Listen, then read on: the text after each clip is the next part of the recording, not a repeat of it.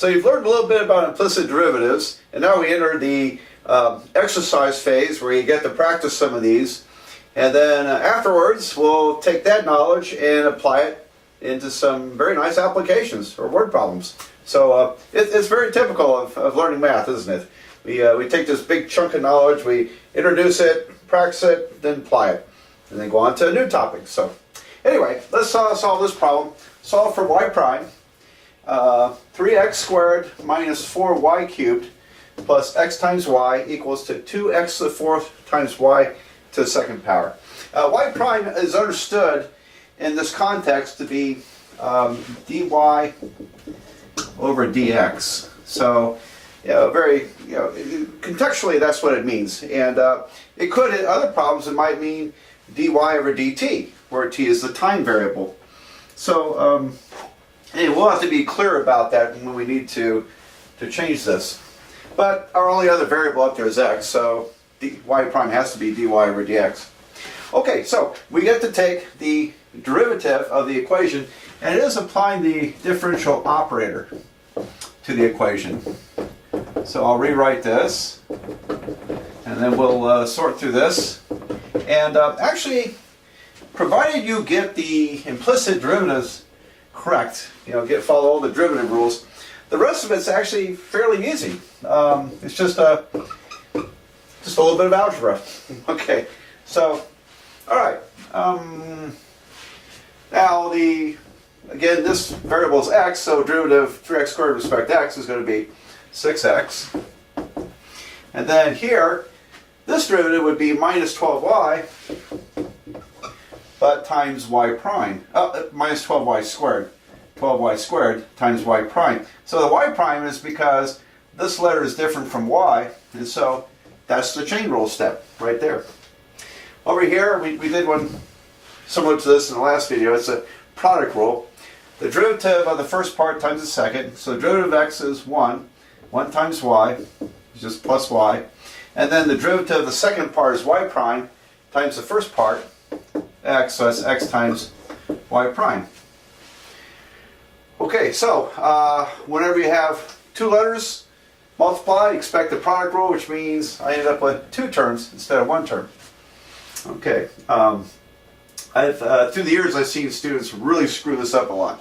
So pay a lot of attention and make sure you, whatever textbook you're using, you're really practicing these to get good at this, and then it's no big deal. All right, so the other side of the equation is going to be a product rule. We've got the derivative of I'll call the first part 2x to the fourth. So that derivative is going to be 8x to the third, isn't it? 8x to the third times the second part, y to the second. And then the derivative of the second part is 2y prime. I'll just write that for the moment. 2y prime is this derivative here. So it's a chain rule, 2 times y, and then times the derivative of y with respect to x, times 2x to the fourth. So I multiply 2x to the fourth times this, we'll get, what do we get, 4 x to the fourth y times y prime. Alright, so I want to look that over, and let's see, yeah, that looks right to me. So, okay, now, if the problem asks for find the derivative at a certain point, so if we had a coordinate point that we're interested in finding the derivative, I would just plug those numbers in. And that'll shrink the equation down pretty quickly, and it'll be very easy to solve from y prime, because you can replace x and y with numbers if you're looking at a specific coordinate on this curve. I have no idea what that curve looks like. Could be interesting. Anyway, so, but here the problem asks to solve for y prime, or the derivative in general, implicitly. And I should have, to be more technical, I should have said use implicit differentiation to solve for y prime. Because to actually solve for y prime, you would have to, in terms of just x, you would have to first solve for y up here. That would be like extremely difficult. So let me add up here by implicit differentiation, by implicit differentiation. Okay, I have this little dread realizing that I probably didn't put this clause into the videos after this. This video, nothing comes out perfect. This video I did, I don't know, a week ago or so. And then when I was finally editing it, I realized I had an 8 here instead of a 4. So it's easy to do when you're talking to a camera to miss some simple mistakes. So I had to go back and reshoot this video. And the videos that come after it, I probably did not say solve for y prime by implicit differentiation. So anyway, that's what would be an improvement. Okay, well, now what are we going to do? Well, let's get the terms of y prime together and separate them from the terms that don't have y prime. You see, this is a linear equation in y prime, where something like this, these are coefficients of our linear term. Y prime is to the first power. We're solving for a variable to the first power called y prime. And everything else is just numbers in relation to y prime. So this problem is not a lot different from solving a simple algebra equation in beginning algebra. It just looks a lot worse because of all the letters and exponents. All right, so let me see. I think I'm going to bring the y primes over to the right side, and then I'll bring this to the left. So by adding here, subtracting there, subtracting here, I can shift these from one side to the other. I worked with a guy in Tennessee who would just like almost go postal if you suggested you were moving terms around in algebra, but we are moving terms around. Okay, and we just have to do it legally. And okay, so let's see. I have on the left side I've got 6x plus y, and then this term comes over by subtraction, minus 8x to the third y squared equals 2, and on the right side I've got 4x to the fourth y prime, 4x to the fourth y prime, and then I'll add this to the right to both sides, so this comes over as a plus 12 y squared y prime, and then this comes over by subtraction, so I get a minus xy prime. Okay. Not so bad, huh? All I did was just shift stuff around. Now I'm going to, how do you solve for y prime? Think about it a minute. Don't wait for me. Think about it. Pause the video. How am I going to solve for y prime? Got it? Well, I hope so. Anyway, because a lot of classes, they draw a blank at this point, particularly if it's lower than calculus. But a lot of classes, students seem to draw a blank. Well, I don't know what to do. It looks like a big mess. Not as bad as it looks, right? Because all I have to do is factor out y prime. That's why I moved them over to that side. I wanted to factor out y prime, and when I do, I'm left with everything else. I'm left with the other coefficients. 4x to the fourth y plus 12, yep, a little sloppy there, plus 12y squared, 12y squared, and then minus x. Okay, and on the left side I've got this stuff here, 6x plus y minus 8x to the third y squared. Alright, now how do you finish? Well, I mean, here's the coefficient of y prime. That was the advantage of factoring it out. Now I have one y prime to solve for, and all I have to do is divide by that parentheses. So I can write the answer. Y prime is, or dy dx, is going to be this term, 6x plus y minus 8x to the third y squared, divided by that term, 4x to the fourth y plus 12y squared minus x. There you go. So and now we're done. That's the answer to the problem. So, all right, pretty ugly, but I guarantee you this is a lot less uglier than trying to solve for y before you take the derivative. All right, and so here we have the derivative. Now the drawback, I need to point out the drawback to this kind of answer is that it's not a function in just x. It's not a function with just the variable x. So it's a two variable function, you might say, has both x's and y's. So about the only way I can really use it is to plug in a coordinate point that fits on the curve into here, and then we can calculate the derivative. But anyway, it's a good practice to do these, to get good at thinking through implicit differentiation. We have to think this way in another course called differential equations. From time to time we apply these ideas, and of course it shows up from time to time in the calculus sequence. Okay, and let's see, was there something else I wanted to add to this? Well, anyway, oh yeah, one other thing. Now, if you practice some textbook problems, and what if you got minus 6x minus y plus 8x cubed y squared over minus 4x to the fourth minus 12y squared plus x? Well, if you got an answer like that, that meant that you just, in essence, in this problem, you would get that if you put the y prime terms on the left and shifted the non-y prime terms to the right. So if you went backwards with this, you're going to get opposite signs. The whole fraction will have opposite signs. And you know what? It's the same answer. Because you can factor up minus 1 out of the numerator, factor this minus 1 out of the denominator, cancel those minus 1s off, and then you would have this answer. So something to look out for. You might work this out and get an answer that is almost the same except all the signs are opposite. Well, then you're correct. Problem is correct. Okay, well, so coming up, a few more of these examples, and then we'll get into the applications.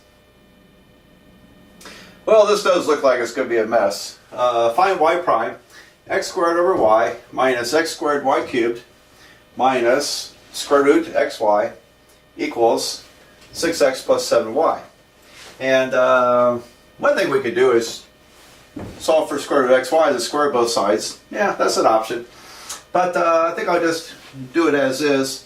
And since we're taking derivatives, let's change that square root to half power. So I cooked up this one. It looks pretty bad, but my my theory is that we're going to end up solving a simple linear equation that looks complicated. Okay, and so let's see what happens. And the reason for that, I say that because when we see y prime, it's just going to be y prime. It's not going to be y prime to a power. It's not going to be the square root of y prime or anything like that. You know, the chain rule means I multiply by the derivative of y with respect to x. Alright, so I'm going to take the derivative of both sides, and here I've got a product rule, a quotient rule. So the derivative of the numerator is 2x times the denominator minus derivative of the denominator, well, derivative of y with respect to x is y prime. So y prime times the numerator, x squared y prime, divided by the square of the denominator, y squared.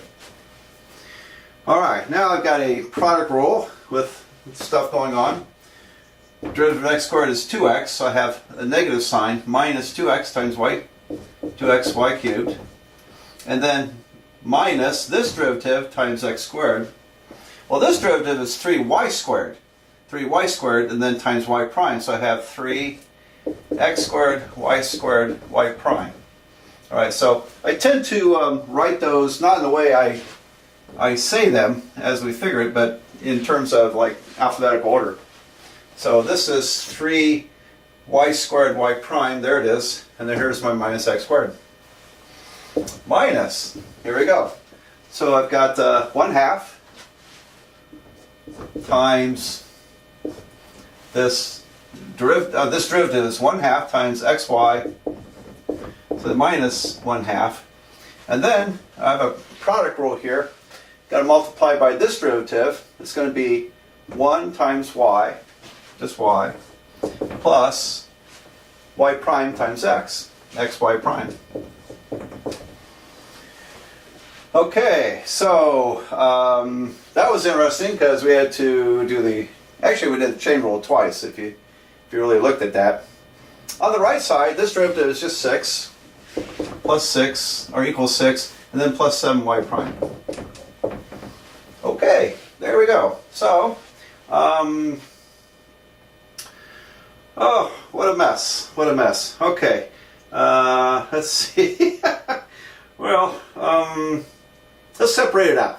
Now, here, I have y over y squared, so this part of the fraction simplifies as 2x over y. And then I've got minus x squared over y squared times y prime. Look how I wrote that. I want to write this so I have just things multiplying y primes, coefficients of y prime. Okay, minus 2xy cubed, 2xy cubed, minus 3x squared y prime, minus, well, why don't we call that a square root? Now, I'm going to have 1 over 2 times the square root, because this is a denominator now. With the negative exponent, it goes down, becomes a denominator, times y. So I have minus y over 2 square root of xy. I see that pen's getting a little faint here. I'll find a darker pen here, probably for the next video. Hopefully it'll be okay here. Alright, so I've got this y divided by 2, divided by that square root. And then I have this product here. I have plus x over 2 times the square root times y. X over 2 square root of xy times y prime. Okay, equals to 6 plus 7y prime. Alright, well, so I deliberately took on this rather nasty looking equation, and just to show you that it's fundamentally not a lot different. Not a lot different. But anyway, I'm going to erase the up here, make some room, and we'll start condensing this together. And I'm going to also look for a darker pen.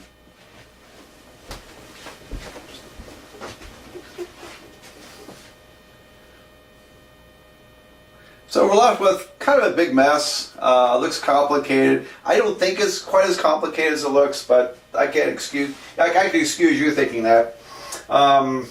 So I'm going to put y prime terms on the left.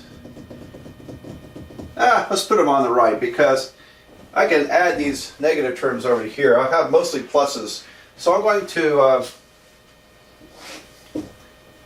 move those terms to the right hand side, and then I'll move 6 to the left hand side, but then I'm going to switch them, so I'm going to have the y primes first. So alright, let's see if you can follow us here. When this goes over, it becomes x squared over y squared y prime, and when that comes over, it becomes a plus 3x squared y squared y prime, and oops, this has to go over also, doesn't it? Well, that's going to go over as a negative, minus x over 2 square root of xy y prime, and then 7y prime stayed, so it just remains plus 7y prime. Alright, so I moved all the y primes to one side. And so doing, 3 of them had to change signs. Okay.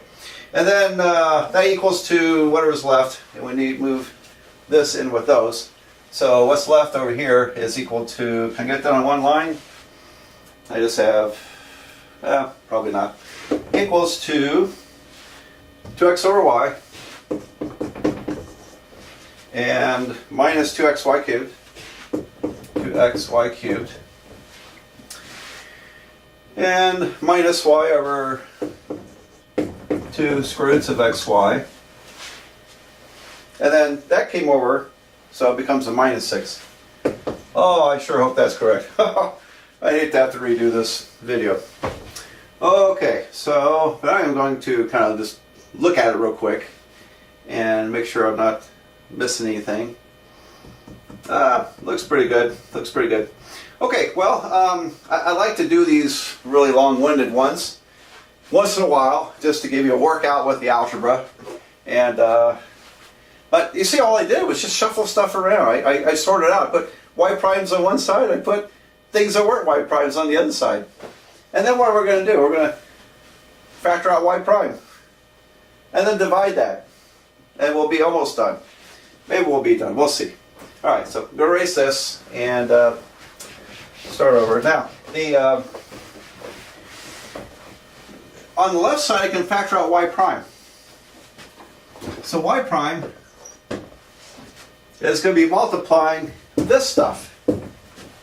Well, that stuff goes into a parentheses, doesn't it?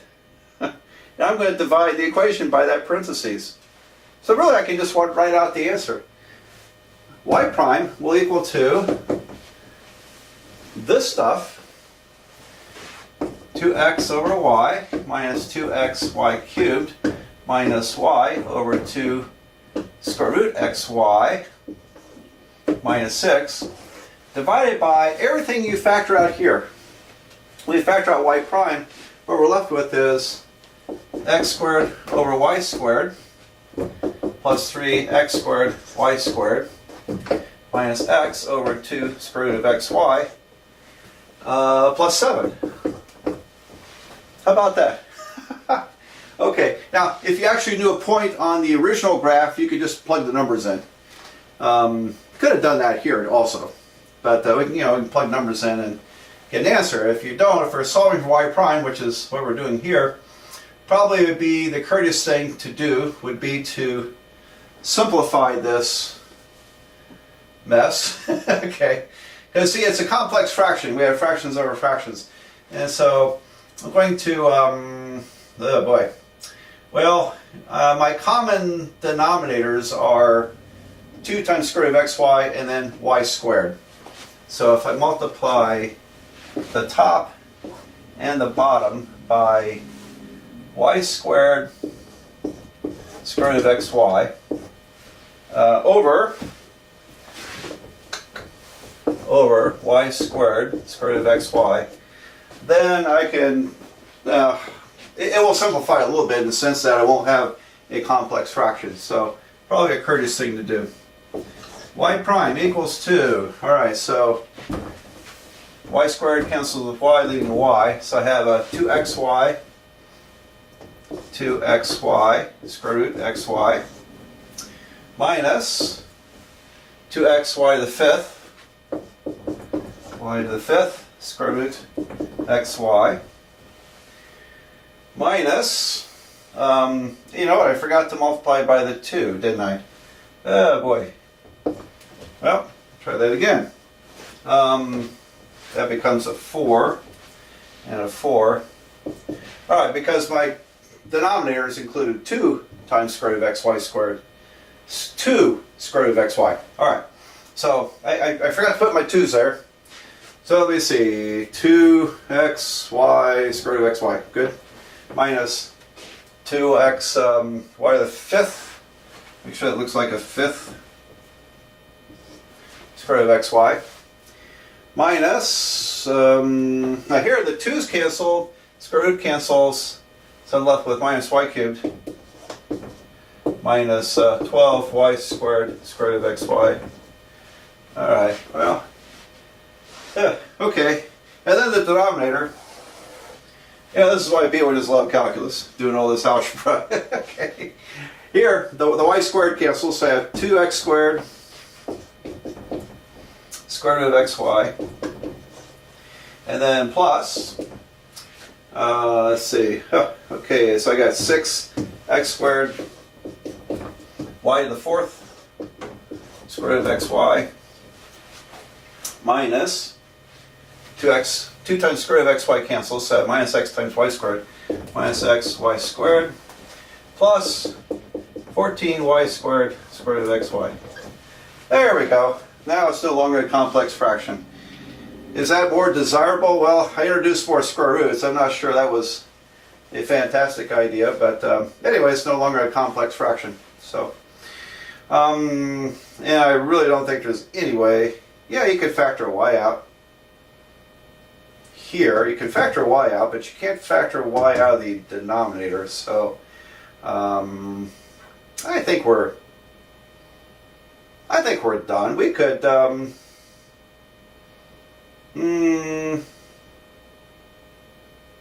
I don't know. We might be able to do something else here. Let me see.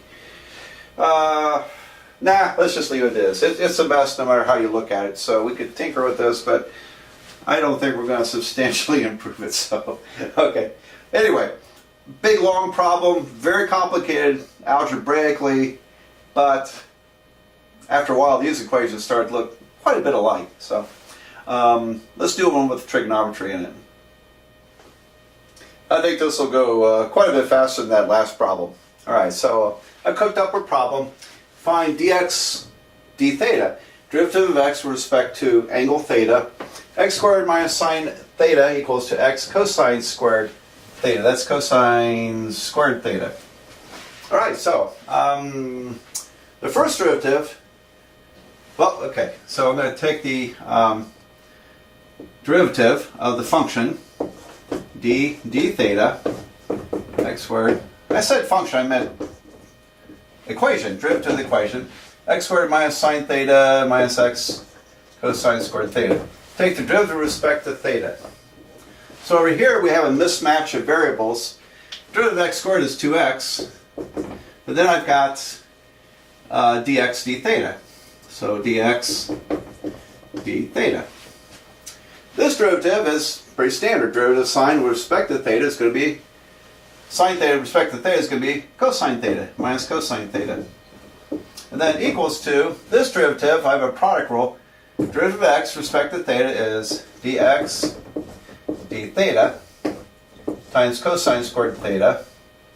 And then plus product rule x times that derivative. Well, this derivative, here's x, it's going to be 2 cosine theta, and then derivative of cosine, we have a chain rule again, because cosine is squared. Derivative of cosine squared is 2 cosine theta times derivative of cosine.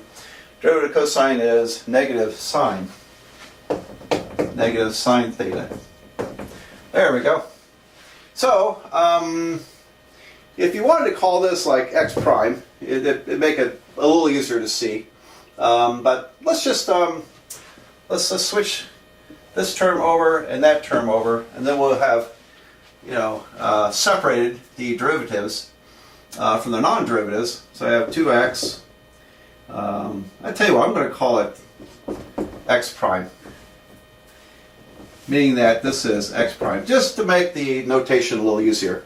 2x, x prime, and then subtract minus x prime cosine squared theta equals to this term, which is, well, this comes over as a plus cosine theta, and then I've got this term, which is going to be a negative 2x cosine theta sine theta.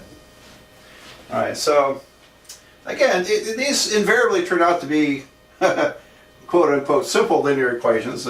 Some don't look so simple, but if I factor out x prime, I've got 2x minus cosine squared theta equals to this stuff. Cosine theta minus 2x cosine theta sine theta. And you know what, we can factor a cosine out of that. Why don't I do that? Let me just, it's a freebie. Alright, we can make it a little simpler. Cosine theta 1 minus 2x sine theta. There we go. Now, all I have to do is divide by that parentheses, so x prime, which was dx over d theta, equals to cosine theta 1 minus 2x sine theta divided by the left parentheses, 2x minus cosine squared theta. There we go. So, I don't see anything we can do to simplify that, so I'd say we're done with this one. I've come up with what I think is a really nice application of tangent lines to a really great problem, one about ellipses. So hopefully you've dealt with conic sections before, in a trigonometry class or a college algebra class or a pre-algebra class. And this ellipse is centered at the origin, and the major radius is A and the minor radius is B. So the equation of the ellipse is going to be x squared over a squared plus y squared over b squared equals to 1. C and minus C, these 2 points are called the foci of the ellipse. And the foci work this way. If you connect a point on the ellipse, the sum of these 2 distances is always equal to the same number. It's constant. Matter of fact, it's not hard to see that the sum of these 2 distances is, in this case, 2a, 2 times the major radius. And, okay, well, all right, so that's sort of a definition of an ellipse. It has that property. But it was, at some point, it was discovered that it had a really interesting reflective property. And so if you send a signal out from one foci, if it hits anywhere on the ellipse, and suppose it hits here, wherever it hits, it'll bounce off and return to the other foci. And that's the principle behind whispering galleries. The United States Capitol building has a whispering gallery. I've actually experienced it several months ago, where you could hear people if you stand in the right spot of the floor. And I can't remember which room it is. I don't think it's the rotunda, but I could be wrong. It might be Statuary Hall, where they used to have the Senate back in the 1800s. Anyway, somewhere in there, there are 2 spots. And the floor, if you stand on one, you can talk to someone at the other spot. It may be 30, 40, or 50 feet away. You could, they call it a whispering gallery because you can hear everything they say. Even though there might be a lot of other people in the room, you could talk to each other. Because the sound waves bounce off the, I can't remember if the room is elliptical or if it's the ceiling that's elliptical, but it bounces off either the ceiling of the room, and like this. All right, well, the Union Station in Cincinnati has one of these whispering galleries, and I'm sure there's some other places as well. Okay, so and if you built a pool table in the shape of an ellipse, you place one ball here and one ball there. As long as you hit this ball hard enough, it doesn't matter how you aim it. It should bounce off and strike the other ball. Okay, so all right, so we're told this property, but how do you prove it? How do you prove it? All right, well, we have to invoke one simple idea from physics, which is the angle of incidence equals to the angle of reflection. All right, so here's how it works. And what's that got to do? Well, we want to think about at this point, the tangent line runs this way, and so if, for example, this is the pool table or sound waves in an elliptical room, the signal or ball hits here at an angle to the tangent line, which I'll call theta, and it reflects from the other direction off of that line at the same angle theta. So that's angle of incidence equals angle of reflection. And all right, so let's figure out what that line is. Okay, and so we need to find the derivative at this point, dy dx. Now we could solve for y. It'll involve square roots and a square root, and we could take the derivative. It's a little messy, but we don't have to do that. We can use implicit differentiation. So if I, first of all, I'm going to get rid of the fractions. So if I multiply everything by the common denominator, a squared b squared, we'll get, and I think I'll move it up to here. See, the a squareds cancel over here, so I have b squared x squared plus a squared y squared equals to a squared b squared. Did I write that high enough? I don't know. And I'm not quite sure where the top of the screen is. We move that down a little bit. Let's see, b squared x squared plus a squared y squared equals to 1. There we go. All right, now let's find the derivative by using implicit differentiation. So I'll take the derivative of the function And we get over here, now remember x is the variable, so I have 2x times b squared.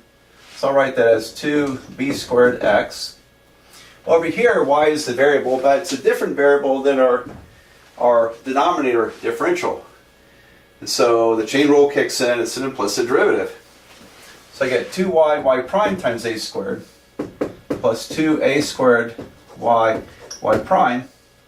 And you know, I see I wrote something wrong here. I made a mistake. When I wrote this equation, you've probably been yelling at the screen, a squared b squared. All right, the right side was, of course, a squared b squared. And, all right, so but when I take the derivative to the right side, I get 0. So a rare instance where I could have kept that mistake and not screwed up the problem. So, but I figure I better fix that error.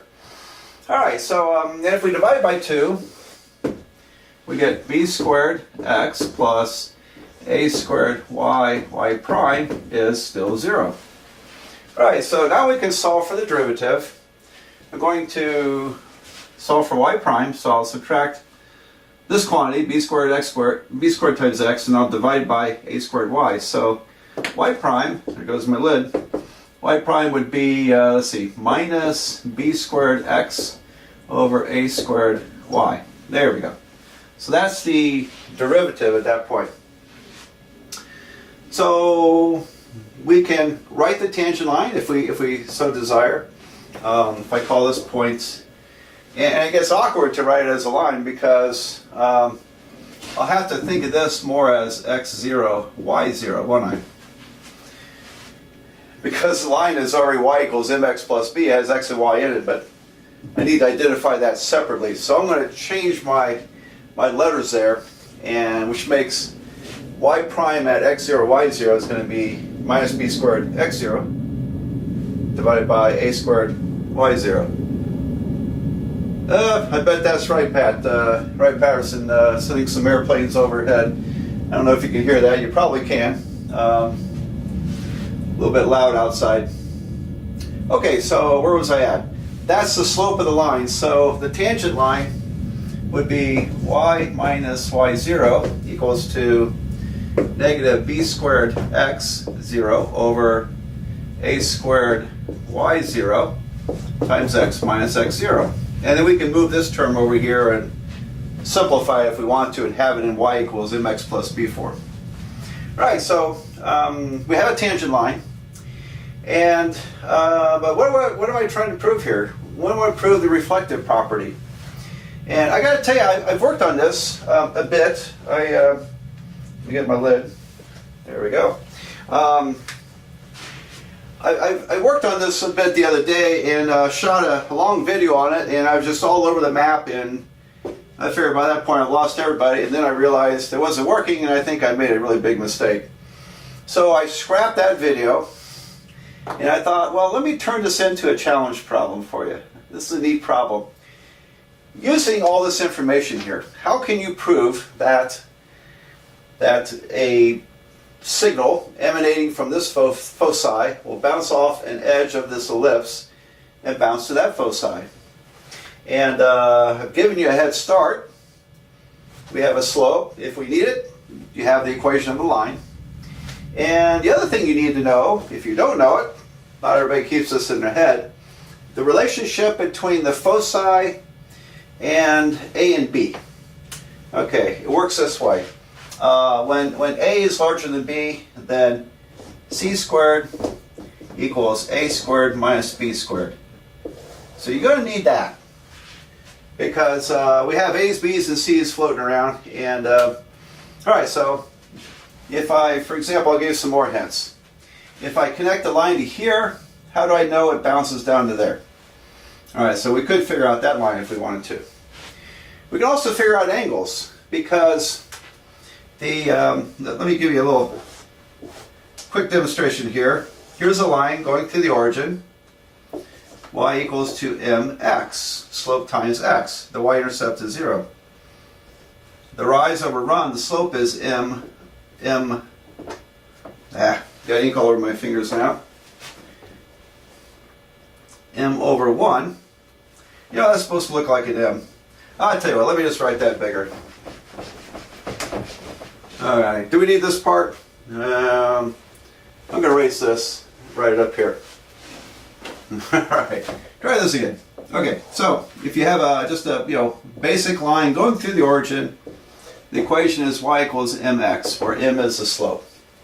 And this angle, I'll call it, well, I have theta up there, I'll call this phi. The slope is rise over run, so if I could have m over 1, if this was length 1. All right, so but the tangent of this angle is rise over run. Vertical over horizontal, opposite over adjacent. M over 1 is m. And so slope is the tangent of an angle. So the slope of this line will be, what would that slope be? This is a rise at y0, and the run is x0 minus negative c. x0 minus negative c is x0 plus c. So this angle here, the tangent of the angle is rise over run, which means the angle is the inverse tangent. It's the inverse tangent of y0 over x0 plus c. So I got that angle. Alright, so I want to give you some ideas, and I hope you're inspired to work on this. And I'll tell you what I'll do. I haven't fully solved it, but I think I know how to solve it now. I think I got it figured out. And it's a messy problem. It's a messy problem. This was messy enough, wasn't it? And so let me challenge you to work on this. See if you can figure it out. And by the end of this chapter of videos, I will film the solution. So I'll show you how it's done. And but I hope you're inspired to try it yourself. How do I figure this out? How do you figure this out? Good luck. Good luck. Now, I'll tell you one thing. If you know vectors, if you know how to work with vectors, then I don't think this is as hard a problem. Now, I haven't tried it with vectors. I don't think it's quite so hard. But the best I can tell, it looks messy. It's messy. Now, it's possible you could turn to some textbook and someone's worked it out really real slick way. I don't know. I haven't stumbled into a slick way of writing this, but if you really want to learn, you don't look things up in math, you figure them out yourself as best you can. That's how you really learn the subject. That's what I do. I don't like looking up how to do something. I'd rather figure it out myself. Okay. Alright, so there it is. There is the elliptical problem. I'm going to lay it on you and give it a try. And at the end of this chapter of videos, I'll work out the answer.